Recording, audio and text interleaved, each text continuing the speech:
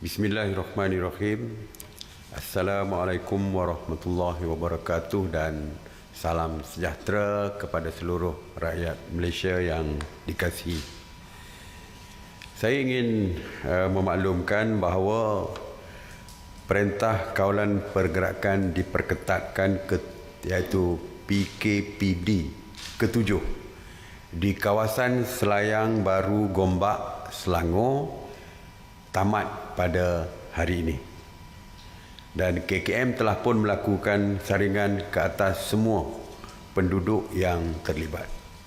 Kawasan-kawasan yang terlibat adalah Zon C, iaitu Jalan Besar Selayang Baru, Jalan 1 dan Jalan Indah 21, Selayang Baru, Gombak, Selangor.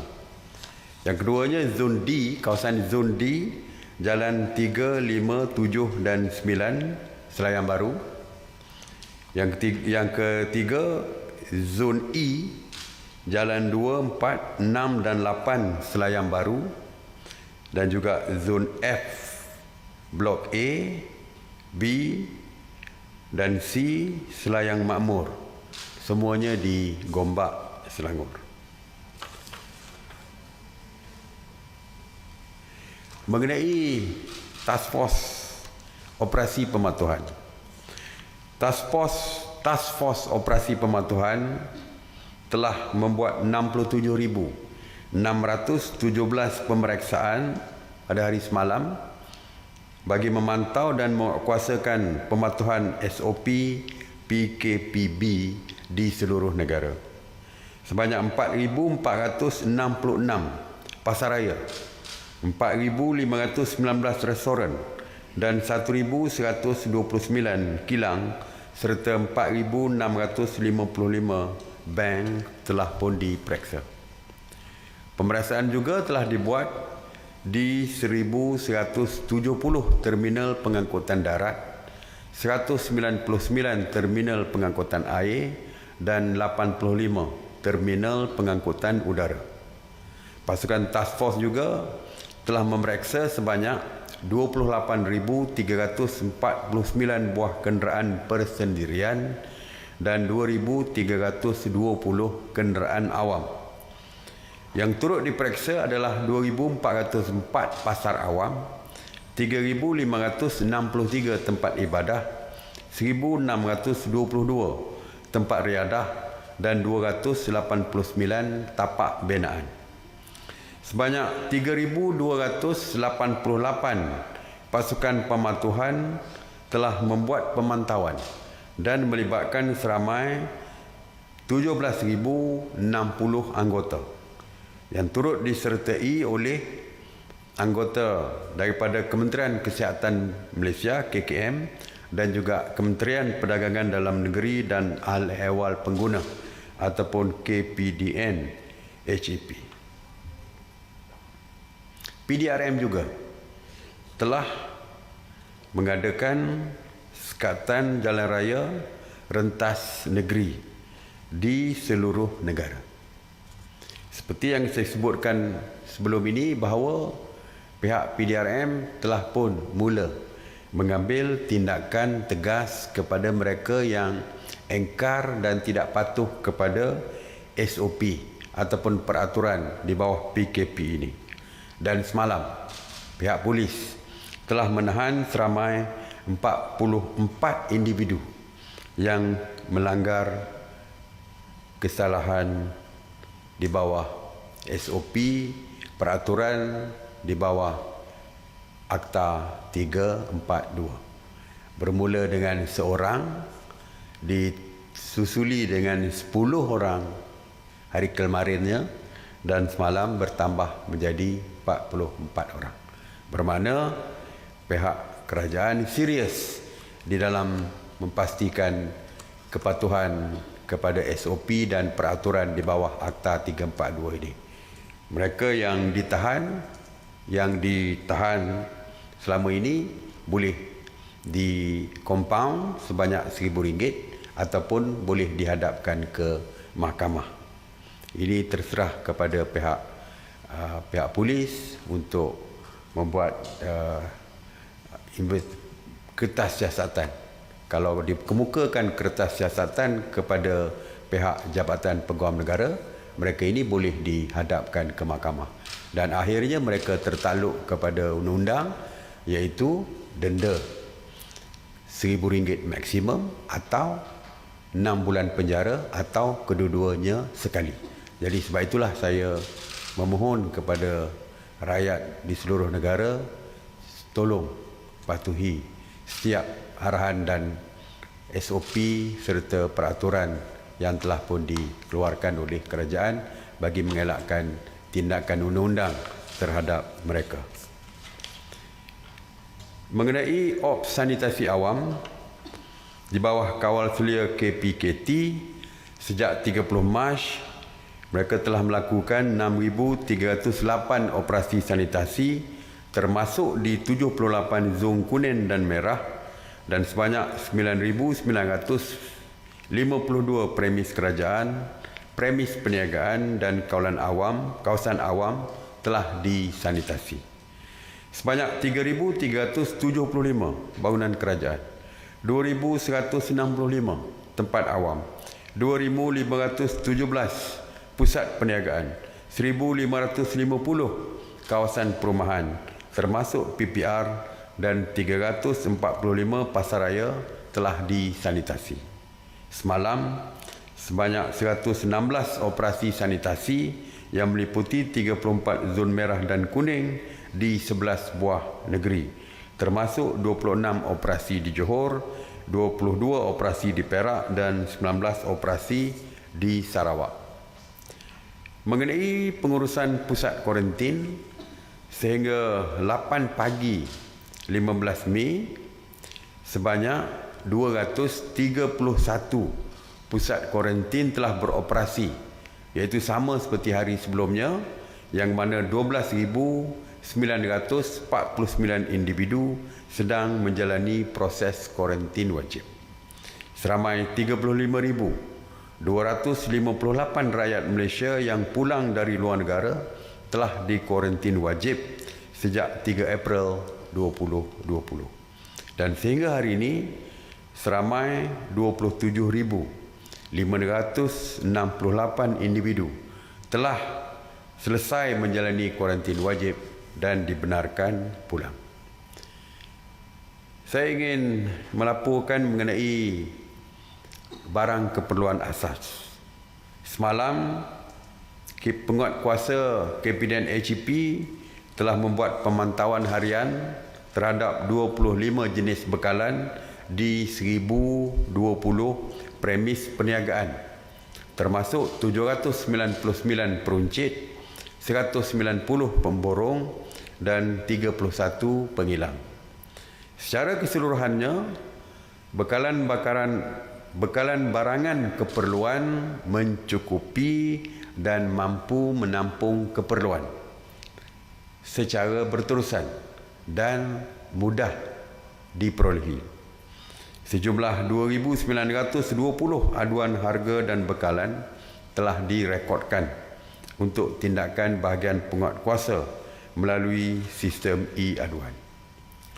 Tindakan akan diambil jika didapati mana-mana peniaga, sama ada peringkat pengeluar, pengilang, pemborong atau peruncit yang cuba mengambil kesempatan untuk menaikkan harga secara mendadak. Oleh itu, orang ramai dinasihatkan supaya memberikan laporan kepada KPDN HEP jika terdapat kenaikan harga barang secara mendadak. Mengenai kecukupan barangan keperluan, saya sekali lagi menasihatkan orang ramai supaya tidak bimbang, kerana di bulan Ramadan ini insya-Allah bekalan makanan mencukupi. Pegawai penguatkuasa KPDN HEP juga telah melakukan 1,709 pemeriksaan khas pematuhan SOP PKPB ini mulai daripada semalam.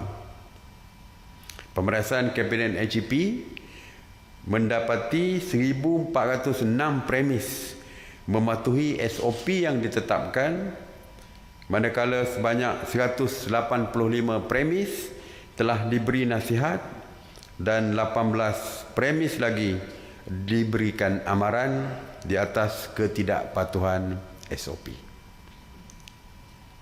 Jadi kerajaan sekali lagi ingin menggesa pengusaha dan orang ramai supaya sentiasa mengamalkan penjarakan sosial dan kebersihan diri, terutamanya sewaktu aktiviti membeli barangan keperluan.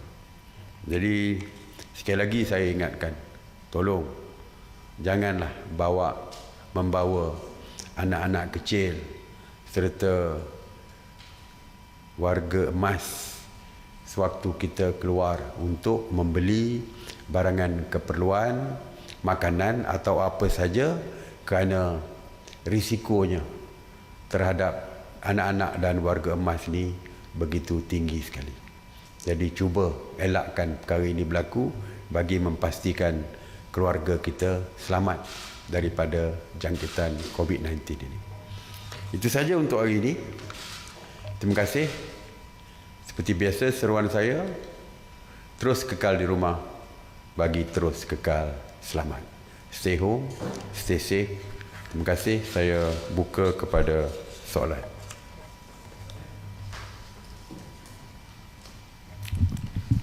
Assalamualaikum Datuk Seri, saya Syamsiah dari Bernama. Ada laporan mengatakan pasar Jalan Pudu dan sekitarnya dikenakan PKPD. Adakah ia benar? Terima kasih Datuk Seri. Tidak benar. Ya, tidak. Seperti saya kata, ada keadaan tertentu yang kita hanya membuat kawalan secara administratif. Belum lagi PKPD total lockdown, iaitu tidak dibenarkan keluar masuk dan sebagainya. Jadi mungkin kita letak kawalan, tapi masih lagi mereka dibenarkan untuk membeli makanan dan sebagainya. Biasanya bagi penduduk di kawasan tersebut, kita buat saringan setiap individu yang ada di kawasan yang kita membuat kawalan secara pentadbiran tadi. Tapi ini berbeza dengan PKPD yang kita buat total lockdown, tutup sepenuhnya dan mereka tak boleh keluar masuk, dan barang makanan pun akan dihantar oleh pihak kerajaan. Itu beza dia. Tapi saringan kita lakukan supaya memastikan kita nak tahu adakah ada yang positif atau tidak. Kerana yang positif terus kita asingkan, kita terus hantar ke hospital dan sebagainya. Okey. Assalamualaikum Datuk Seri, saya Hafid daripada Bernama. Saya mempunyai dua soalan. Seperti yang Datuk Seri katakan bahawa PDRM telah membuat sekatan jalan raya di seluruh negara, bagaimana pihak berkuasa memastikan bahawa SOP larangan rentas negeri benar-benar dipatuhi sepenuhnya? Ini berikutan terdapat warganet yang menceritakan pengalaman mereka yang merentas negeri secara curi-curi balik kampung, dan mereka menyatakan tidak mengalami sebarang sekatan jalan raya di Plaza Tol. Soalan kedua saya adalah, Datuk Seri, adakah pasukan Task Force PDRM ditempatkan di masjid atau surau terpilih untuk memastikan SOP solat Jumaat dan solat berjemaah dipatuhi? Sekian, terima kasih. Terima kasih. Sekatan jalan raya di tol mula dilaksanakan bagi mengelakkan rentas negeri. Dan seperti saya katakan, rentas negeri yang dibenarkan baru-baru ini hanya 4 hari saja melalui apps Gerak Malaysia. Selepas itu balik kepada normal, iaitu tidak boleh melakukan rentas negeri kecuali dengan kebenaran polis.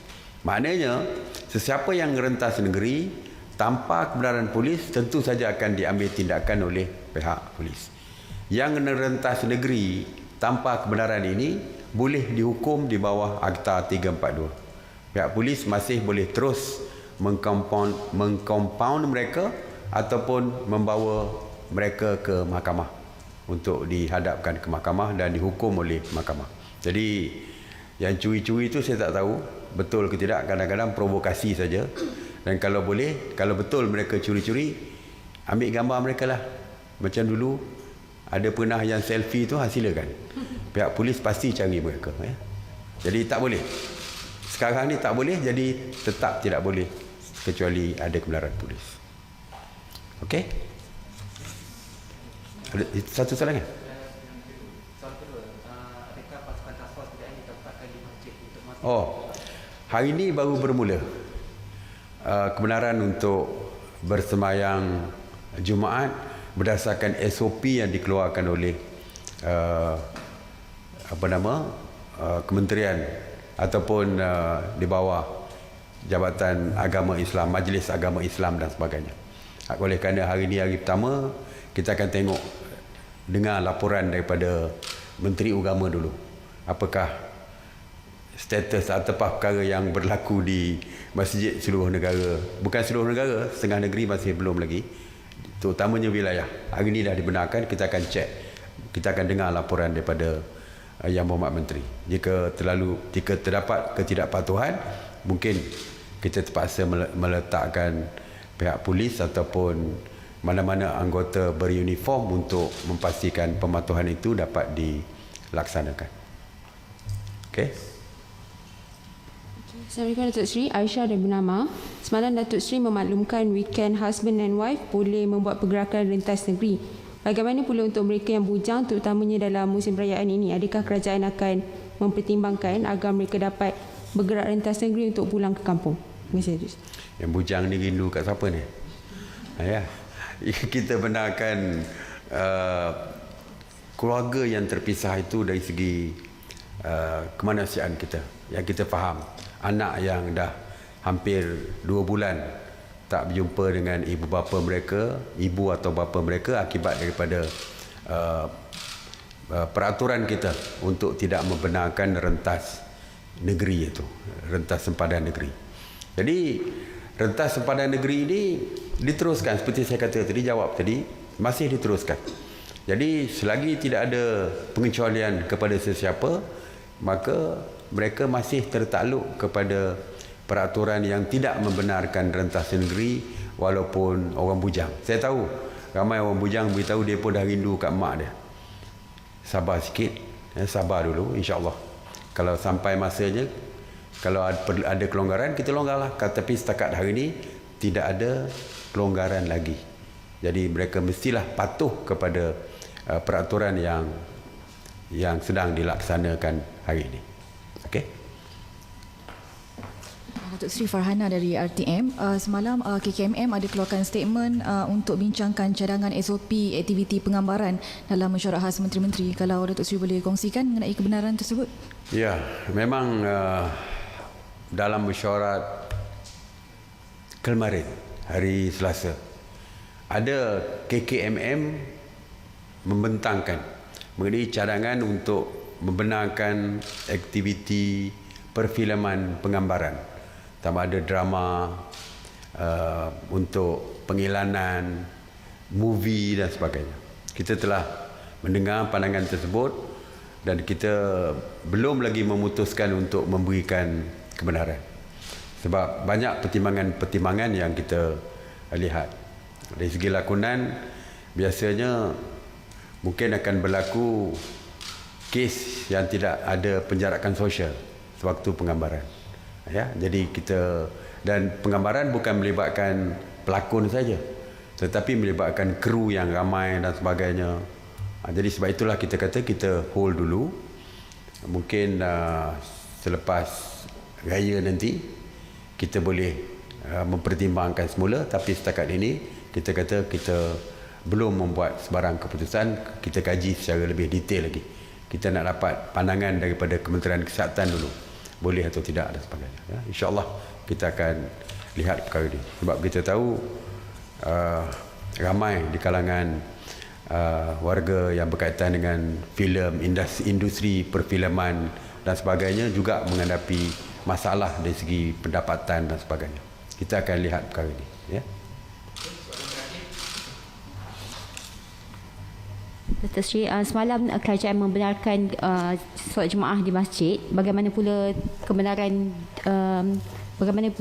untuk tempat ibadat lain? Ya, ya, kita berbincang perkara ini kerana agama lain juga dihalang dari segi dari segi melakukan ibadah mereka secara berkumpulan di tempat ibadah mereka. Kalau waktu masjid tidak dibenarkan, gereja juga tidak dibenarkan, kuil-kuil Hindu juga tidak dibenarkan beroperasi dan sebagainya.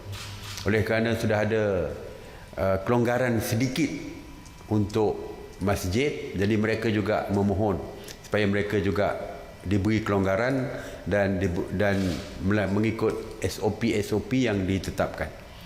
Menteri Perpaduan diarahkan oleh Kabinet untuk melihat perkara ini dan berbincang dengan kepimpinan 5 agama yang terbesar yang besar di Malaysia ini. 5 agama yang terbesar of course lah Islam, tapi yang lain agama Kristian, agama Buddha, agama Hindu, Sikh dan juga Taoism.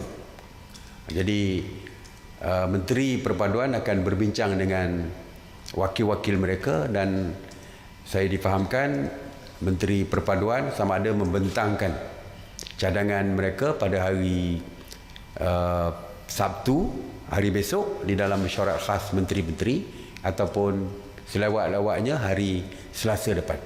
Dan selepas itu kita akan membuat keputusan. Ya. Datuk Seri, satu, berkenaan dengan kebenaran untuk masjid dibuka. Kalau masjid tu tak nak buka, adakah itu dibenarkan? Keduanya, tadi ada rakan-rakan wartawan yang buat pemantauan di beberapa buah masjid di wilayah Persekutuan. Ada jemaah yang sembahyang di perkarangan masjid. Sekiranya perkara ini berterusan, macam Datuk Seri katakan sebelum ini, bersediakah kerajaan untuk menarik balik kebenaran solat jemaah di masjid? Terima kasih. Menarik balik? Ya. Okey, hari ini adalah hari, sebab tu saya kata hari pertama tadi. Kita belum mendapatkan laporan secara detail daripada Menteri Agama. Ya. Dan SOP telah pun dikeluarkan. Apabila keputusan SOP itu kita persetujui, bermaknanya ianya melalui yang pertamanya muzakarah telah pun mempersetujui SOP tersebut. Yang kedua, kalau untuk negeri yang tiada raja, tiada sultan, ianya dipersembahkan kepada ke bawah Duli Yang Maha Mulia yang di-Pertuan Agong seperti wilayah Persekutuan, disembahkan dan dipersetujui. Maknanya SOP itu telah pun mendapat perkenan daripada Yang di-Pertuan Agong dan sebagainya, dan Pertuan Agong. Dan kalau negeri dipersembahkan kepada sultan di negeri-negeri, kerana di negeri yang beraja, agama, ketua agamanya adalah pihak sultan dan ataupun raja negeri yang berkaitan. Jadi tidak boleh sewenang-wenangnya untuk mengubah SOP. Kalau SOP kata 30 di dalam masjid, 3 hingga 30, tak bolehlah tambah menjadi 60 untuk bersemayang di luar masjid dan sebagainya. Walaupun keputusannya adalah terletak kepada Menteri Agama. Sebab itu saya kata kita akan dapatkan laporan terlebih dahulu daripada Menteri Agama melihat kepada apa yang berlaku pada hari ini. Apa yang berlaku pada hari ini. Dan saya berkemungkinan saya tak nak beri jaminan kerana ini di bawah Menteri Agama. Berkemungkinan kalau walaupun baru dibuka, telah pun banyak kawasan yang melanggar SOP, tidak mustahil kalau perkara yang dibenarkan ditarik balik. Tidak mustahil, tapi Menteri Agama akan memaklumkan dulu tentang perkembangan. Mungkin kalau ada isolated cases, 1 atau 2 kes, mungkin perkara itu akan dinasihatkan kepada masjid yang berkaitan supaya mematuhi SOP yang dikeluarkan. Tidaklah untuk kita menarik semua kelulusan kita bagi masjid-masjid yang patuh kepada SOP yang kita keluarkan. Jadi berbagai-bagai kemungkinan boleh berlaku. Jadi insya-Allah kita akan dapatkan laporan daripada Menteri Agama. Okey, terima kasih. Assalamualaikum warahmatullahi wabarakatuh.